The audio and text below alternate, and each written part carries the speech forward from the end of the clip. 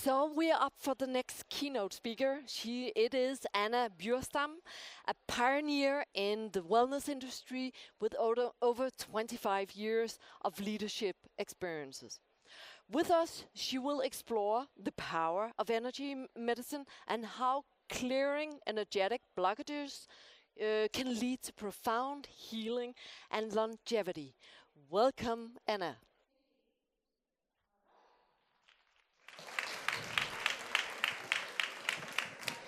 Thank you, and it is a pleasure to be here. Can you hear me? It's the first time I do this, so it's very interesting. Let's see if it works. No, that was not it. There we go. All right. Wait for it, Konstantin. When I was 14, I was playing basketball. And my team was in the Nordic Championship for basketball. It was the most important day or week in my life at that time. And I was having a bit of a fever, but I didn't tell anyone because I didn't want to let my team down and I wanted to play. And as the days progressed, we got into the final. And I was feeling pretty bad at the time, but got some aspirin and powered through. Really not a good recipe after hearing Charlene just now with her excellent presentation. And we won with 1 point. Super happy. 5 hours drive with a bus with the team back to Gothenburg. And I was pretty sick when I got home. And fever, flu-like, and I was terribly sick, actually. And my mom and dad came home. It was Easter, so they had to drive home because they were at the country house. And my father was a doctor. Does anyone here has a father who's been a doctor or was a doctor, or a couple or husbands or wives or anything? The last thing you do as a doctor is to get your daughter, son, wife, husband, whatever, to the hospital unless there's absolutely no other choice. So, and I see some nods here from them. So I did go to the hospital. My father at that night slept in my bed and I slept with my mom, and I was starting to go into coma. And I woke up, I can't remember this, but my mom told me and said, "Mom, I'm dying now." So she called an ambulance, and it took her 10 minutes, or after 10 minutes after calling the ambulance, she went in and woke up my father and said, "I called the ambulance, it's 10 minutes ago, you can't do anything." So the ambulance came, got me to the hospital. It turned out that I got something called meningococcal sepsis. There's like 5-10 people, kids dying of that every year in Denmark and Sweden, etc., and all over the world. What it is, I got double pneumonia, blood poisoning throughout my body. The capillaries coagulates, so the blood can't flow. So then what happens with the blood, that it explodes out in the skin. And then meningitis. And when you get it that far, there's nothing you can do. So I got into a hospital, and I was in the ER. I went in and out of consciousness, and then I kind of had that feeling, okay, I'm going to die. And I asked, now I get emotional, I don't usually. So anyway, so I asked the nurse, the ER nurse, and I looked at her in the eyes and I said, "Am I going to die?" And she couldn't answer, but her face told me everything. And I was like, oh no, I haven't told my sister that I did steal her shirt. And and there was a couple of those thoughts. But then suddenly this blissful feeling came over me. And it was so much love, so much comfort. It's unlike anything that I've ever experienced here on earth. And no one understands why I didn't die, because there was no chance. I woke up a couple of days later after some coma, and I was lame, and I had to learn to walk after a couple of months.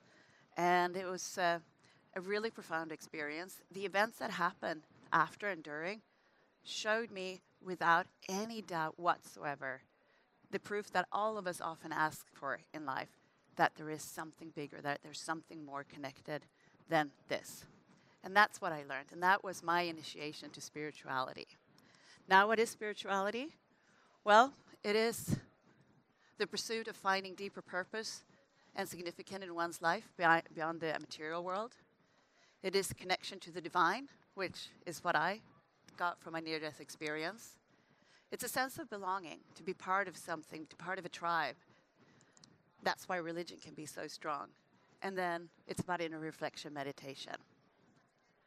Now, it has been shown in many ways in science, if we believe in that and many other things, is that it's good for more than this, but all of this.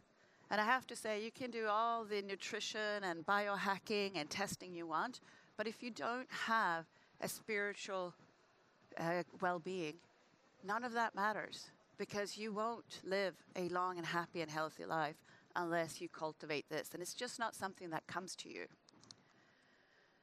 And I also want to talk a little bit about the invisible world, because that is something that we're all striving for today.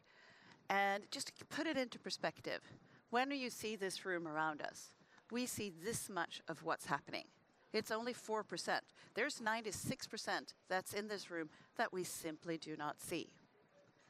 And we think that what we see is the reality. And we can look at this picture. So who's right? The bird or me of what that bird looks like? What is reality? We have no idea. And where does an idea come from? Does it come from our thinking? We usually get an idea when we are showering or out running or doing something else. Does the idea come from us? Or does it come from somewhere else? Is it somewhere there in the matrix? Well, Nikola Tesla definitely thinks so. My brain is only a receiver. In the universe, there is a core form which we obtain knowledge, strength, and inspiration. I have not penetrated into the secrets of this core, but I know it exists. I believe the same thing. I know that when I work as a shaman, for instance, I'm also a shaman. I went down that road, and there's many different types of shamans, and there can be earth shamans or an ayahuasca shaman. I'm what they call a tracker. So I go down to I tap into that field, and I can find memories from childhood or past lives and then heal those traumas in a way. So that's my speciality, but everyone has different ones. But so I also feel and believe that everything is there, and we just tap into it. And talking about Tesla, I want to talk a couple of seconds on quantum physics, just to set the stage of spirituality and how that came in. Now, how many in here has heard about the double slit experiment? About 1/3. Okay, or 25%. So that was done, I think, in the 60s, actually, where you have an electron, you do one slit, you push it through, and it comes out like a particle. So then they thought, what if we do 2 slits? You take the electron, and what happened then was that it disappeared, and then it came back. And what they figured out, it became a wavelength. So it was a particle, and then it became a wavelength, and then it came back. In our Newtonian physics, that is impossible. A particle is a particle, that's it. What that showed was that everything can be a wavelength. Any particle, this stage can be a wavelength. And it also depends on if we're looking at it or not. So that's another thing, that when we don't look, we don't even know if it's a particle. When we're all gone today and there's not one person in here, we don't even know if this stage is here or if it's just a wavelength. So we know that. So quantum physics was born out of, okay, the Newtonian physics doesn't work. They also know that, just as a passage, that the quantum physics, that the particles are so small that they are not affected by gravity, but they hold so much energy and memory that it is impossible for us that it can power up the whole world. So we are grasping into this, and we're knowing that there's something more, and quantum physics comes in. So we are now looking into ayahuasca and other psychedelics. And I saw the popularity of the excellent talk yesterday about psychedelics. We're trying to find something, and what is it that we can't see? What is happening? Now, one thing to explain why we're in such search for this is from Carl Jung. And here, hundreds of thousands of years ago, we were primitive man. We were right brain, completely into spirituality. That was all that existed. A lot of monuments and other things that we can find was built on this. And then the ancient man came, a bit more left brain, a bit more logic, a bit more sense. And then about 1250 BC, they say that the modern man, the ones that we are now, where we're totally in the left brain. And what's happening is that we're stepping in now to the contemporary man and becoming a bit more into the right brain so that we get it balanced. And for everyone, just to get a memory of which one is what, that's the left brain and that's the right brain. And wouldn't it be wonderful if we live in both brains? And we've been living in the left brain and saying this is what is reality. Now, how I look at it is that the left brain is that we only, oh, I thought this one I saw. This is interesting. That was just an extra I put in. Just to confuse you even more, all of these things that you see here, the red, the sourdough, and the chili, and the coffee, etc., it's all the same energy quality. Energy qualities come before frequencies if you go into this a bit deeper enough. So this is all the same. It is just expressed differently in our brain and on the earth, but it's all the same energy quality. Now, how I look at the left brain thinking and where we are today is that you see part of the picture. And if I then look at quantum physics, you see a greater deal of the picture. If you enter into the spirituality, you see the full picture. And if you come out to the state of higher consciousness, you are able to see patterns that is not visible with the human eye, but you can just feel. So this is a part of the spirituality. And I want to venture, and as we've spoken about, all of these things that we talked about of cultivating spirituality is really important for our longevity. But there's one thing that we need to deal with, and I want to talk a little bit about trauma. We have all had trauma, whether it was in our childhood or in our adult life. And for people who has had trauma, studies have shown that individuals who have experienced significant trauma, such as abuse, neglect, or other forms of adversity, often face a higher risk of developing chronic health conditions and a shorter life expectancy. However, embracing spirituality can be a powerful tool for healing and promoting longevity. How many here has heard about the ACE test? A couple of you. One. Okay, this is an important test. And you can look at these, and I'll give you a minute just to look and see how many of these boxes do you tick. And this is readily online. It's freely available. Can everyone see it in the back? So just read this and see if there's any boxes that are ticked.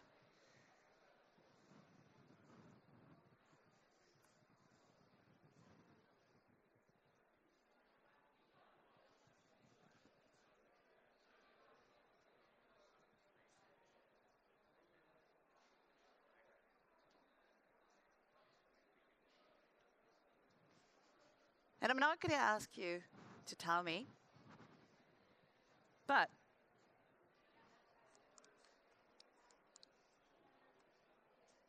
let's see if my clicker can work.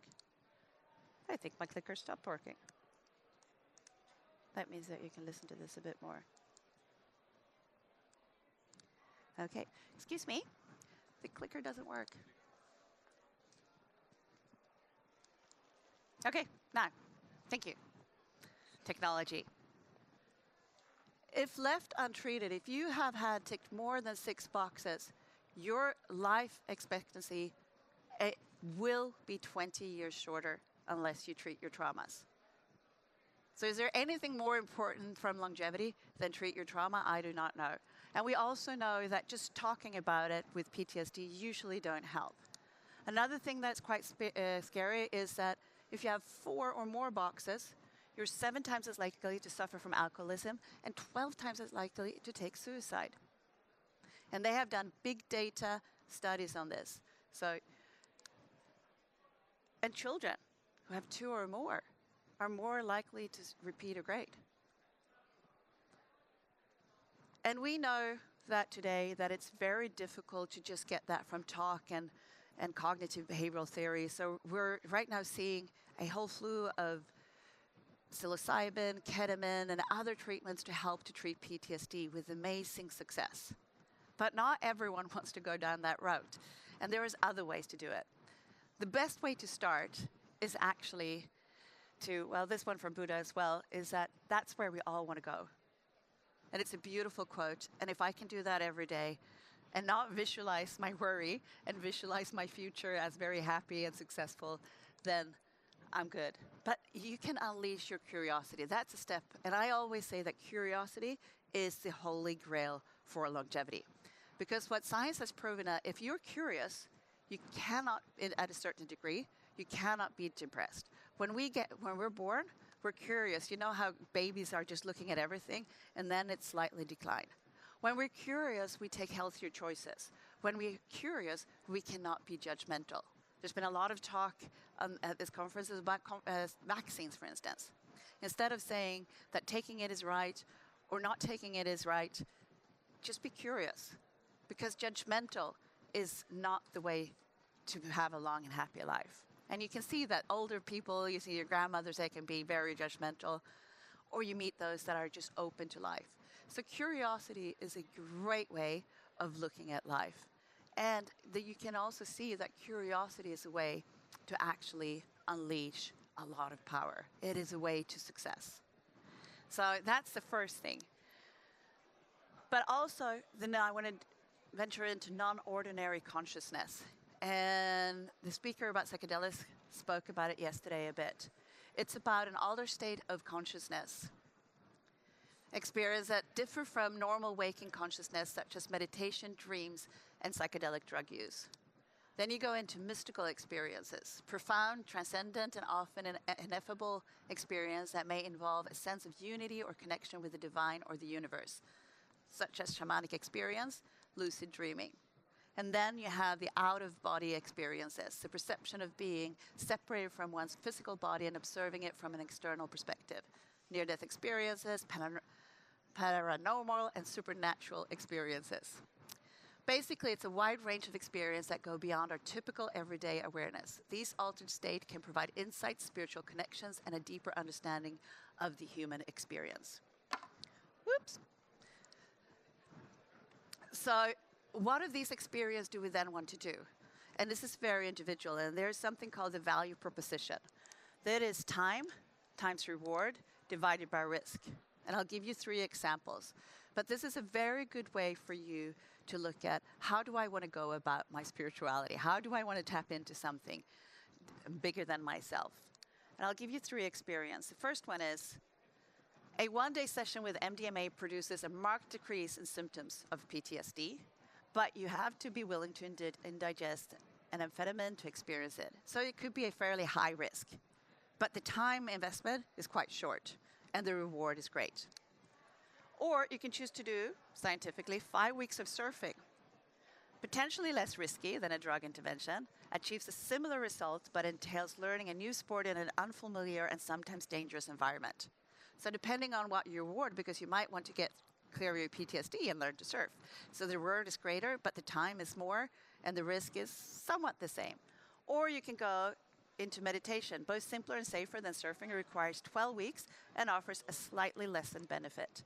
Now, which one you choose is highly personalized.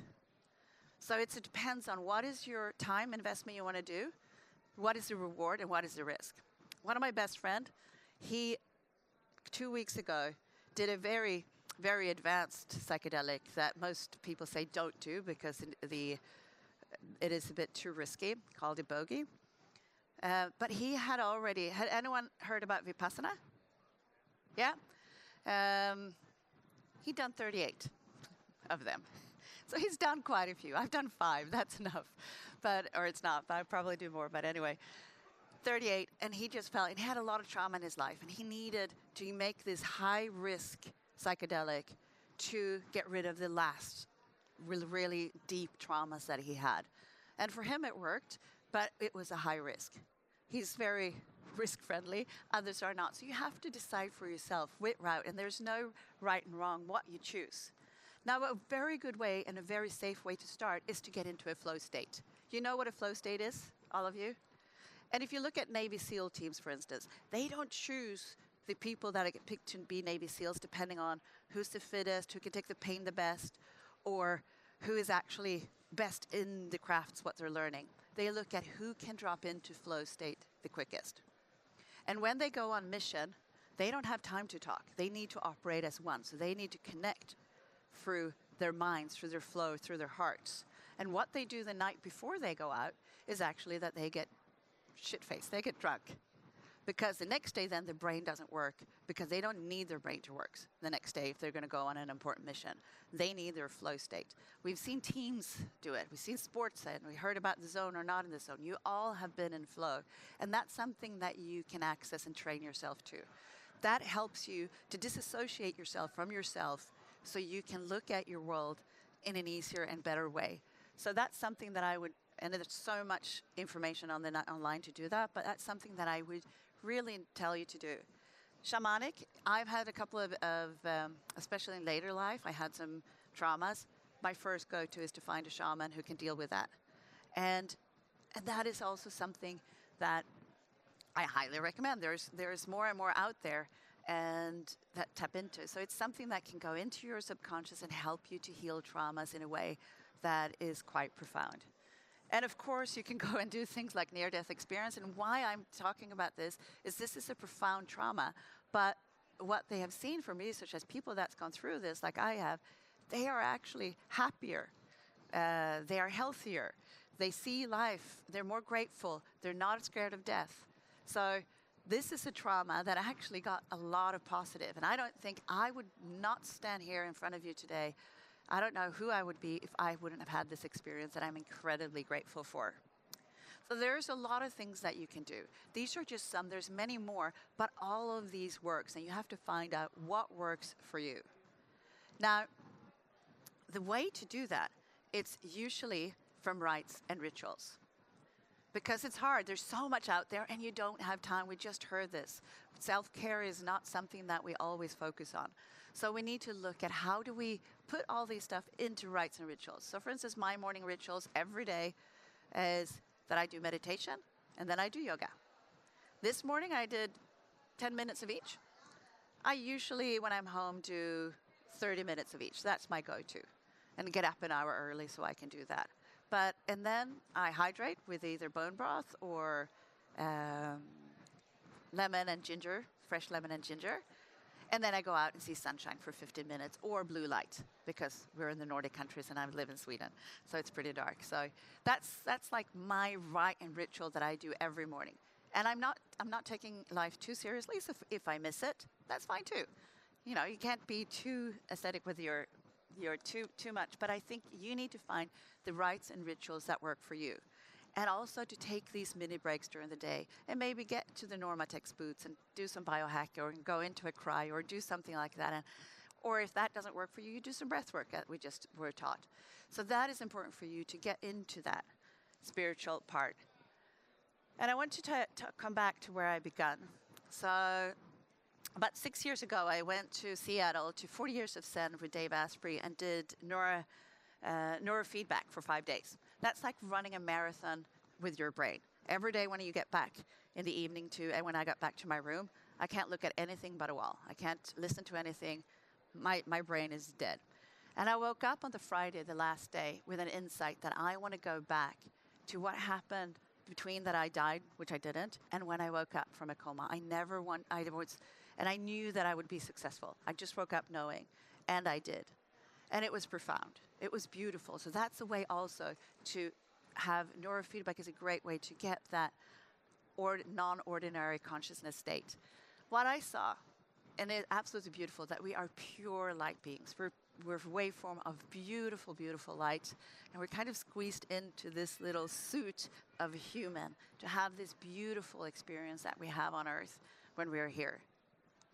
And when I was on the plane yesterday, I actually wrote this because I was listening to an audiobook and suddenly all the hair on my body stood. And that's one of those, oh, someone is trying to tell me something. So I closed my audiobook, opened my computer, and I downloaded this. And it was a message that I think that I was supposed to read out today. I hope so, because I'm going to read it out. Today, you're everything you should be and can be. You are perfection and imperfection. This is something to celebrate, to cherish, as life is a glorious moment in the time of the universe to showcase what is possible with lesser possibilities. Possibilities are endless, yet they are limited in the human form. But if you tap into a greater form, and the number of possibilities increases. And this is what we are seeing around the world. The number of possibilities are increasing through a greater flow state, an altered consciousness, a new way of living in a way that we can love the life we've been given, accept the cards that we've been dealt, and then grow from there. The act of non-acceptance to our current state, whether it's body shape, color, mind, or disease, is a mistake that costs our human experience a great deal. Once you accept that this flaw that you are perceiving in your brain is perfection, you can reach new heights, have new beginnings, and live life in a more complete way where possibilities are shown to you in a myriad of ways. You are who you are for a reason. The choices you make are indeed affecting who you are showing up as. And how you are showing up today is perfect in your journey. Accept this, and life is a glorious battle of experiences, where passion and reason are a balancing act that we all need to learn, find, and feel. Be open to the myriad of possibilities. Induce flow state, altered consciousness, and other out-of-the-ordinary experience in order to tap in to the ordinary with a more slow ecstasy. Because short bursts of ecstasy can teach you how to live life in a slower burning ecstasy of loving this glorious life that we have been given.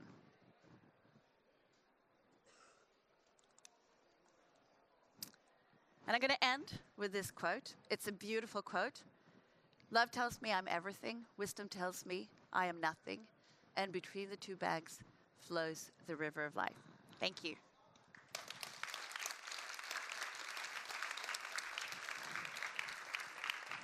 Thank you so much, Anna, for sharing your story. It was very powerful. And actually, we have time for some questions now. So should we dive in? Any questions? Yes, up here. Jonathan, you will come with the mic. Thank you so much. Good morning. Thanks for the amazing inspirational presentation. Which audiobook were you listening to on the plane? Oh, it was an audiobook called Stealing Fire. Okay, thanks. It's a really good audiobook. It actually is a lot about what we talked about, but other things, very highly working on with Burning Man and other things like that in psychedelic states. But yeah, it's a really good book. I can recommend it. Super, thank you. Other questions? Don't be shy. Yeah, we have over there.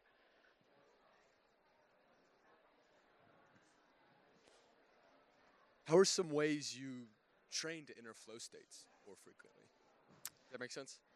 Yeah, it makes sense. I meditate. I did my first Vipassana 25 years ago, so I meditate a lot, and that gets me quite easily to a flow state. I also do breath work, so double sigh relief.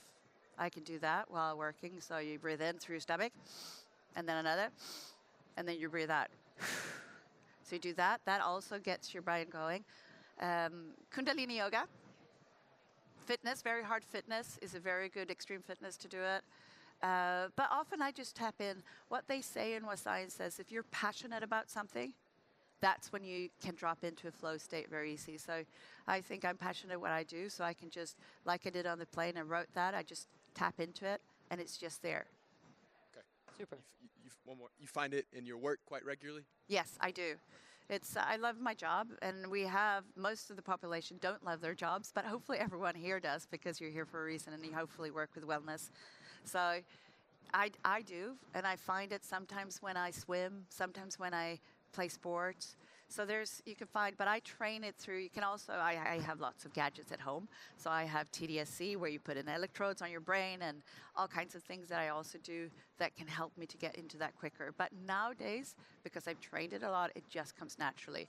But I need to you can get interrupted very quickly, so you need to be in a room and you just need to go, and you lose space and time, and you just work, and suddenly a couple of hours went, and you have no idea how.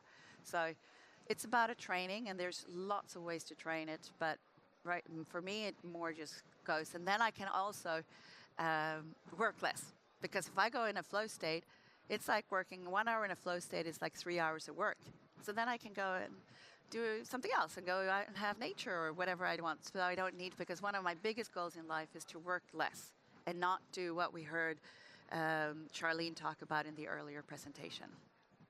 Super. Thank you. Thank you very much for the questions. And Anna, where can people find you? I'm so not good at being found. No, I'm a serial entrepreneur. I built companies and sold them as well. I love that. So I have a club in Stockholm. I am in charge of wellness for a hotel company called Six Senses, and we're opening clubs around the world at the moment. And then I also invest in a lot of other companies, but I'm on Instagram, but I'm pretty crap at it, and LinkedIn. You're there. But I'm there at Okay. least. And you can always message me there. And I don't look all the time, but at least once a week. Okay, super. Let's give her another hand. Thank you. And please just stay tuned here, because in a couple of minutes we actually have a panel discussion about the femtech revolution. So stay tuned.